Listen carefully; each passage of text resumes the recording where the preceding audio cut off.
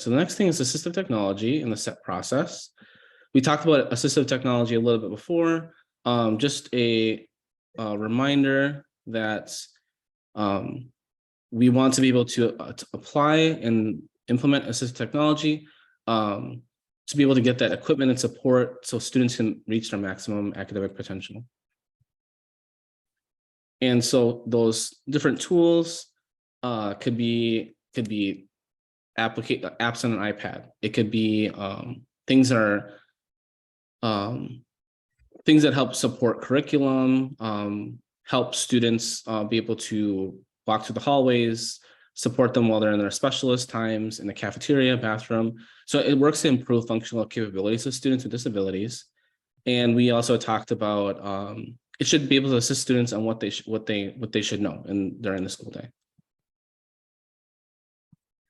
So a few things based on IDA is that all IEP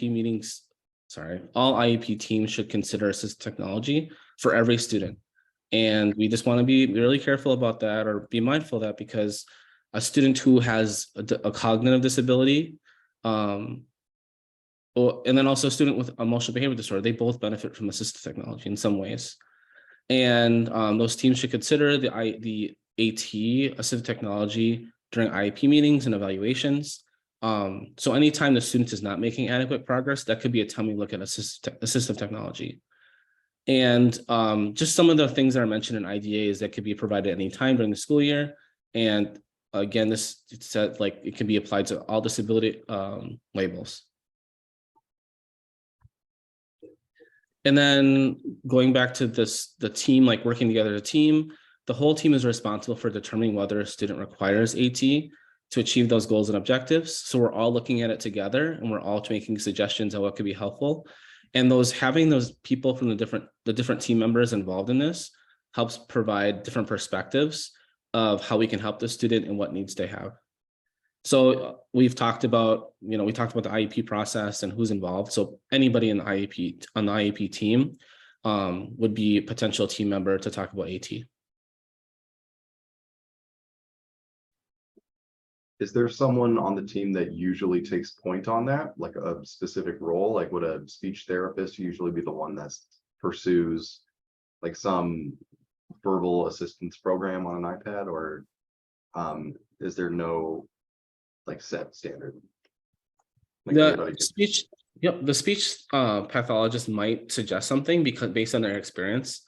So based on a child who needs support with their communication, I know that this app would be helpful, because they just have that more of that experience. So anybody can make suggestions. Like, for example, IEP meeting that I was just at, the OT had suggested some different AT that would be really helpful. And just because she had been using that AT with that student for students for a long period of time. But the point person is always going to be that case manager who's leading the IEP meeting. So the SETT process, you'll follow that with your final project. So basically the biggest criteria for this is knowing the student, understanding the environment, understanding the tasks, and then also the tools.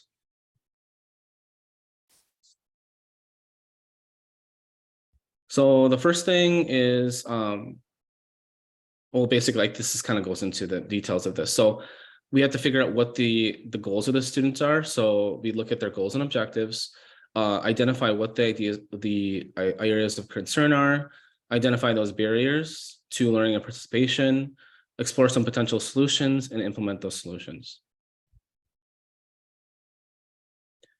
One person in the IEP team should have that knowledge about assistive technology.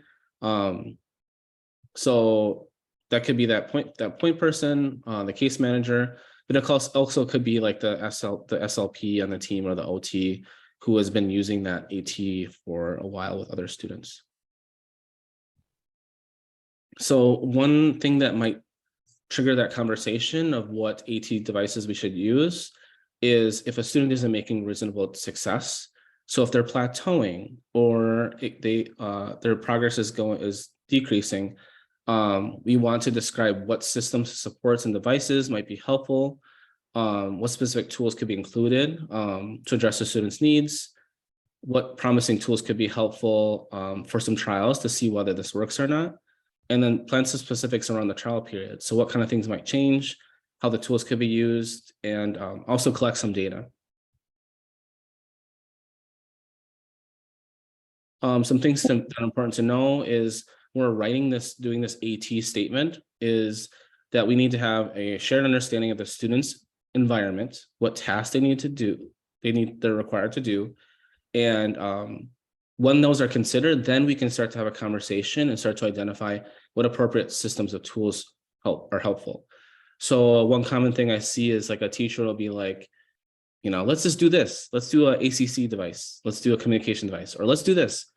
But no consideration about the environment or the tasks involved would be talked about. So then there's no plan. There's no plan to be able to deliver the tool. And we don't know whether the tool is working because the criteria wasn't set. What environment the student was going to use it in, what tasks. So we want to make sure we're on the same page as a team to be able to put that together. So some of the things, if you're looking at the students and what is important to know about the student, these are all things that you could have written like in your present levels. But these are also things that support your AT statement. So what strengths do they have? What kind of things can they do? What are the functional areas of concern? So they have a gap with using verbal responses, with listening, with writing. What is the function what's the concern right now? And what does the student need to do to be able to make this task attainable? Can they do it independently, or they need support? And any other special unique needs related to the concern?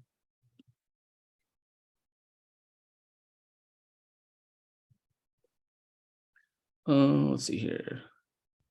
Oh, so discontinuation is what their current abilities are, any expectations, concerns, and then also student interests and preferences is always helpful. Some things about the environment to consider is the arrangement of the classroom, if that's something that has something to do with what's needing support, whether it's instructional or physical, what kind of supports will be available to both the student and staff, materials and equipment that are commonly used by others in environments, and any other issues for access technologically, physically, or instructionally. Also, one thing that's good to talk about is the attitudes and expectations of staff and family and others in the environment. So let's say you have this device or app that you really think could be helpful for a child to use, but let's say your paraprofessional is not, doesn't believe that it's going to work. Maybe the family wants something to be used, but the beliefs of the staff is that it's not going to work. So we need to be on the same page with the expectations for all of us to be able to implement something. Because I could say like, oh, I really want to use this app, but I'm not going to be supporting the student through the whole entire day. So I got to make sure the whole team is on the same page of when so-and-so is in reading, they're going to be using this read aloud app to be able to access at their instructional level, their reading assignment. And so I might need the paraprofessional to be able to prompt the student to be able to use it, give them access to it so they can be able to use that tool. And then work towards independence too. Was there a question I wonder if there's someone that had a question. Okay, so some things about the tasks is what tasks need to occur for the student to be in that environment. How does this enable progress towards the IEP goals and objectives? So another thing that's looked at the SETT is when I build this SETT, is it support the student towards their goal objective? And so if the student doesn't have a writing goal, or they don't have another functional goal, then we can't really build a SETT around it. You have to make sure that there's a designated need that's in the IEP first. Let's just say communication, instruction, participation, productivity. Those are all things that we need to be thinking about with the tasks. Let's see here. Let's skip that. So just some things to remember when we're talking about AT is that all children and students are unique beings with individual likes and dislikes, preferences, abilities, and interests. So often there's this period of time just before the student is using the assistive technology that is difficult. Like I mentioned before, things might get worse before they get better. So you have to be really kind of patient with whether the thing is going to work or not. And so that's a process and might take time, and that's okay. So this next section just has a lot of different examples of AT. I won't go over every single one, but I had found some of these resources, so I thought it'd be helpful just to show you some of these. So for communication, here's some. So we have some visuals. We have a watch that has visuals on it to prompt students.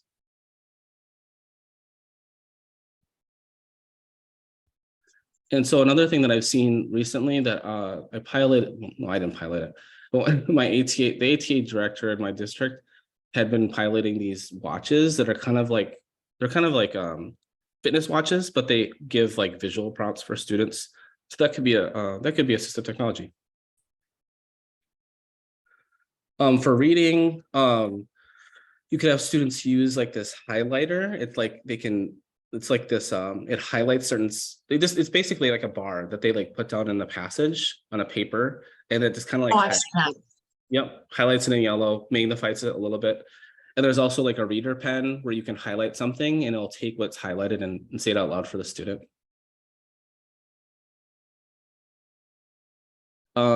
These two are related to reading. So Bookshare is a free online library with thousands of accessible ebooks for people with print disabilities, including visual impairments, severe dyslexia, and cerebral palsy. So that's something that is a tool.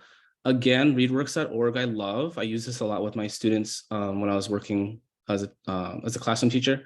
And so it's a free tool. It's awesome. And it provides different texts and passages based on instructional level of the student. So check that out. So access, here's some other things we might see. This is like, there's like a grip, or I don't even know what you call it, kind of like this, it's like an iPad holder that you can like clip onto a desk. So I've had that before on tables. So students love that. Some students like to stand up while they're working. I mean, the adults do that too. So like having some kind of arm that attaches to an iPad or their device, they can hook onto their table so they can stand up while they're working is helpful. Again, like it could be a different kind of writing utensil, a pointer, highlighters, things like that. Headphones. For math, it's simple as like a calculator, or this one calculates coins, which is interesting. Coins and money. Writing, pencil grips. We have different ways, like different crayons with different shapes, slant board, even like that dotted paper that we all use when we were in elementary school is assistive technology.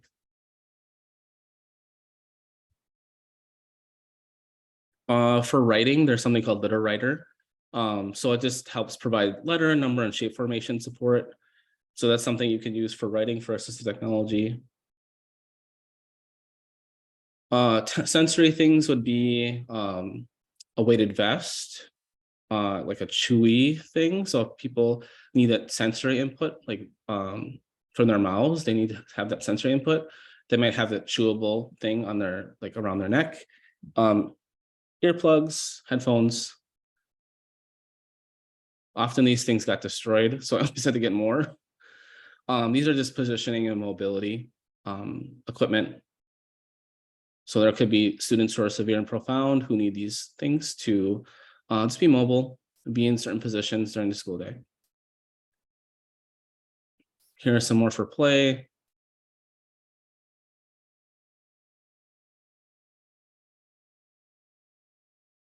Some tools for toileting, seating, dressing.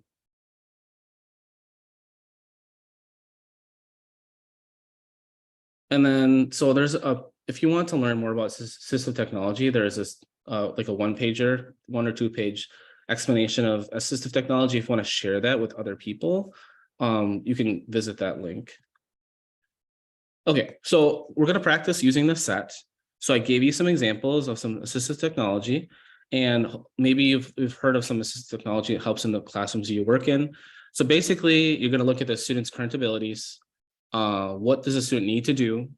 What is the environment, materials and equipment that are available, the tasks that are needed, tools that are needed, and on a continuum, how are these tools like kind of a low, what am I trying to say? Like level of assistive technology? Is it middle? Is it high? So we want to have a description of that. That would be our set. Could we have a volunteer read this for the group? I can do it. Okay. Thank you. Nate is a fifth grader who has been identified with learning disabilities in the areas of language arts. His reading ability is at the second grade level. It takes him a long time to get his writing on paper, and it is rarely legible. He can write simple sentences of 3 or 4 words. He attempts to phonetically write words, but becomes easily frustrated with this. He does well in fifth grade science and social studies, which involves discussion, lectures, and text material read aloud by other students. The teacher administers tests to him orally. Nate is eager to respond verbally in science and social studies. Concern has been expressed about sixth grade, which will require lots of independent reading and writing. Thank you, Molly. All right, so that's our example of a student. And so I'm just modeling to you what kind of process I'll be going through if I were to write a set for this student. I just highlighted what their disability area is, what their grade level is, what kind of tasks can they do, what kind of tasks can't they do, what is expected. So in their classroom, what is the actual thing they need to do. And so then I'm thinking, okay, so I know, and all the strengths the student has and what they can do and what the concern would be. So this is just how I would do it, but if you have a different way of kind of synthesizing this information, these are just the things that I thought were important. And the next thing would be, so then when I broke it down, so I have information about the student, the environment, the task, and the tools. So this would be basically my set statement.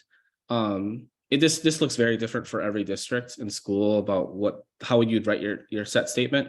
But basically this would be it. If you wanted to write in paragraph form, you could do that too.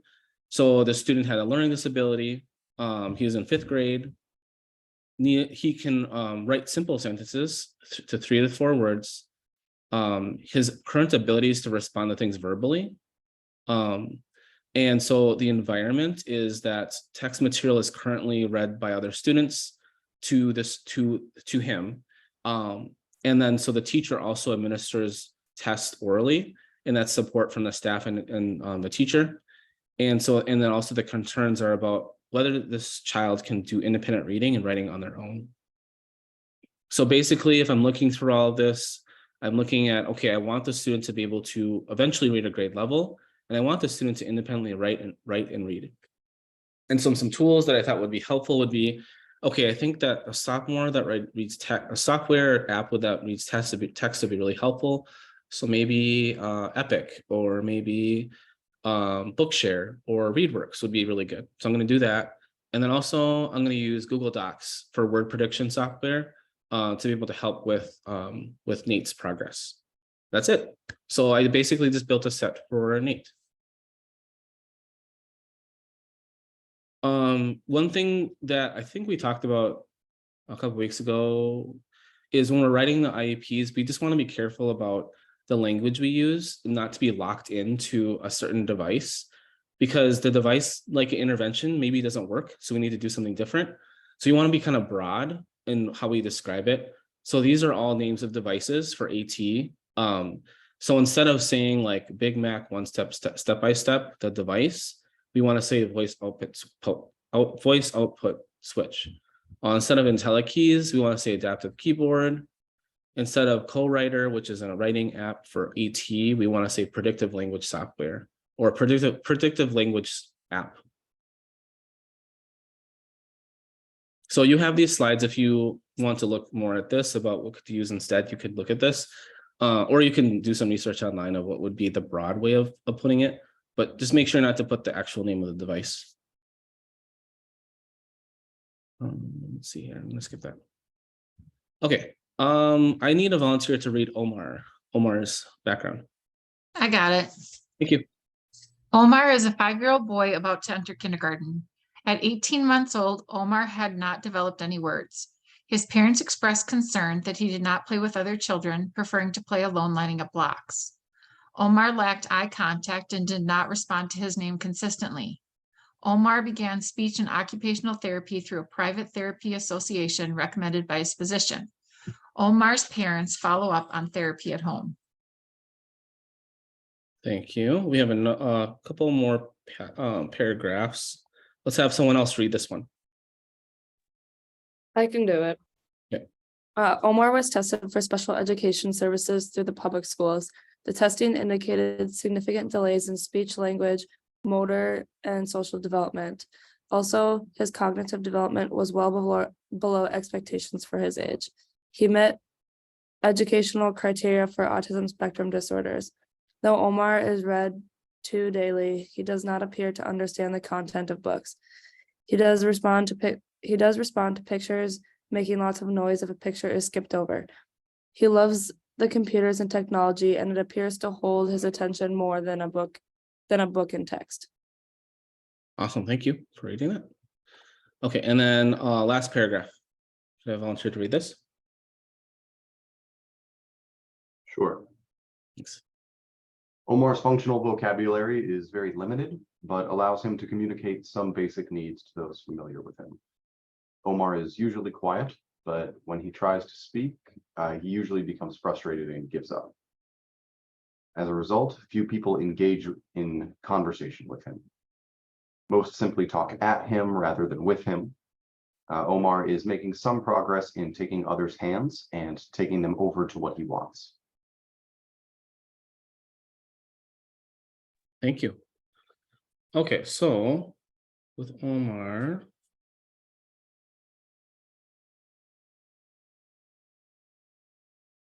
hold on a second. I just want to make sure that I ask the right questions here. Okay, so for Omar, what can we say? What do we know about Omar? Start with that.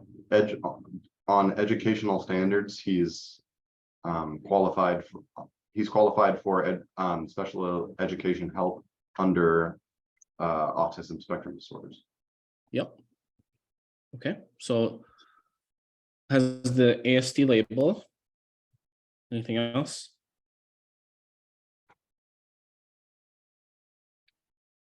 He struggles with communication skills. Yep. So delays in speech and language.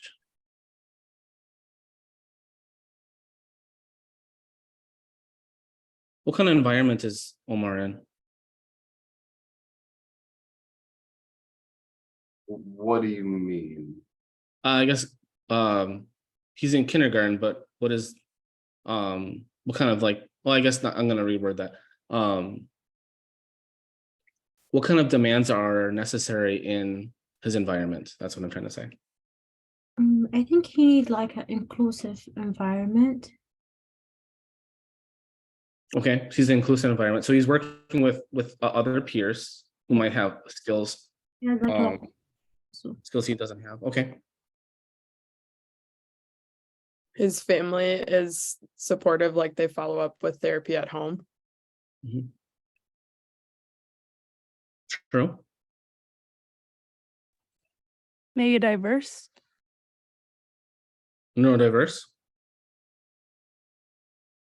Yep. And then do we have any suggestions on what tools might be helpful? Oh, we had one more page too. I'll read this one. I missed this one. I'm sorry. So the first major unit that Omar is participating in is called All About Me. And so Omar has activities that include making a me book, a class bulletin board with pictures, students and their families, pets, and a body outline. And then in Omar's classroom, the staff want Omar to be able to be an active participant. His family wants Omar to be safe and happy at school. They hope that Omar's learning will increase rapidly as he's exposed to other children. So based on what we talked about Omar, do we have some tools that might be helpful? Any tools that come to mind? Visual Maybe supports. Mhm. visual supports, and picture cards. Okay, yep, that would be helpful. Talking devices? Yep, Maybe the teachers could use some basic signs. And Yep. I forget what they're called, just like the boards. Here, I'll turn my video on. Core boards. Yeah, core boards, exactly. Where you move after you do one step, you move one to the other. Mhm, mhm. Okay, yeah, those are all great tools. Those would be all helpful. All right, so a few more things about Omar is so there was a documented evidence difference between his comprehension of language and his ability to express it. And the speech was not understandable to those around him. So all of those tools you mentioned would be really helpful. Some other suggestions would be, well, we kind of talked about a communication board, something like that, voice output device. And then also the student might have trouble understanding what they're reading and paying attention. So maybe something with predictable text, being able to scan books and put them on the smart board or on the projector screen would be helpful, or electronic books would be helpful.